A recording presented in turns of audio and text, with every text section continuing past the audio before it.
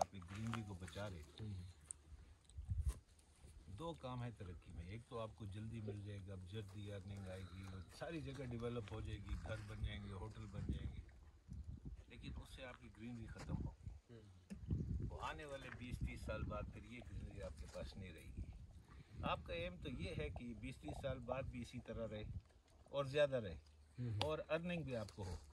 इसको हम अपनी टूरिज़म की ज़ुबान में एक एनवायरमेंटल फ्रेंडली टूरिज़म कहते हैं, एको टूरिज़म के साथ इसे मिलाते हैं।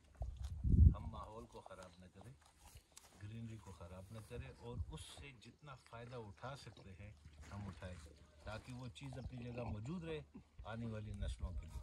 अगर आपने इधर होटलिंग शोटलिंग कर दी, ये ज़मीन महंगी हो जाएगी, बिक जाएगी, ख़त्म, फिर आपके हाथ में कुछ भी नहीं होगा। अगर आप इसको एक कोई एको टूरिज़म प्रोजेक्ट बनाएंगे, आज का नहीं सोचे ना, आप 20 साल 30 साल आगे का सोचे, ये जगह इसी तरह कायम रहे, तो फिर इसमें उस किस्म की डेवलपमेंट करनी पड़ेगी। इनकम उससे भी आएगी, लेकिन थोड़ी थोड़ी आएगी और वो चलती रहेगी, आपकी चीज़ भी महफूज रहेगी और दूसरे तरीके से आपको इन सब लोगों को जल्दी आएगी, लेकिन चीज़ ख़त्म हो जाएगी।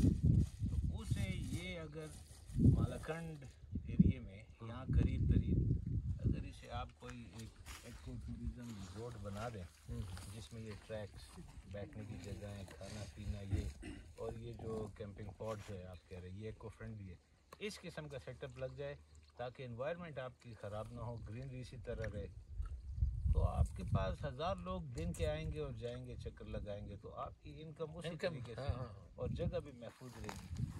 ये आपने सोचना है कि इसको आपने, ये ना हो कि कोई कल को स्कीम आ जाएगी जी इधर कोई हम एक विलास बना देते हैं, उससे तो तबाह हो जाएगा। एक प्लास्टिक और एक आपने 50 विला बना दिए, बस फौरन लोगों ने जैसा मरी का हुआ है ना। नहीं तो ये आपका ये जो है लड़म का, हाँ, वो भी ऐसा हुआ है, वो भी ऐसा ही हुआ है ना। तो ये आपने सोचना है, इस जगह में पोटेंशियल है, बिल्कुल है। आगे अगर हम नहीं गए ना, अगर आप आगे जाएंगे तो फिर आपको और नजर आएगा, अंदाजा हो गया। ये अभी आप इधर आगे जो है ना हमारा जून तक रोड जाएगी इंशाल्लाह। इसको सेकंड थर्ड विजिट लगेगा। हाँ। कहने का मकसद ये है कि जगह आपकी अच्छी है, इसमें पोटेंशियल है, इसमें काम हो सकता है। काम हुकूमत और आप दोनों मिल के करेंगे तो जल्दी होगा।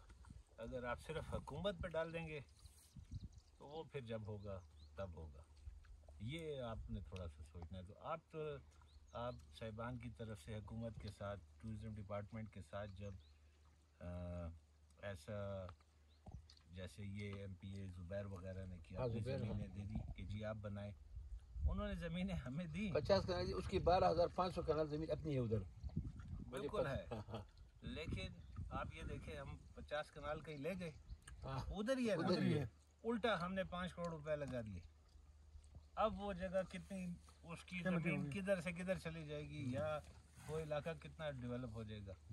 इसी तरीके से आप डिपार्टमेंट के साथ अपनी कोऑपरेशन, अपनी फ्रेंडली रिलेशन रखें कि जी हम आपको ये देते हैं, अगर फ्यूचर में आप हमें यहाँ पे हिल पार्क बना दें, हिल ट्रैक्स बना दें, एनवायरनमेंट फ्रेंडली सेटअप लगा दें, तो क्यों डिपार्टमेंट क्यों इनकार करेगा।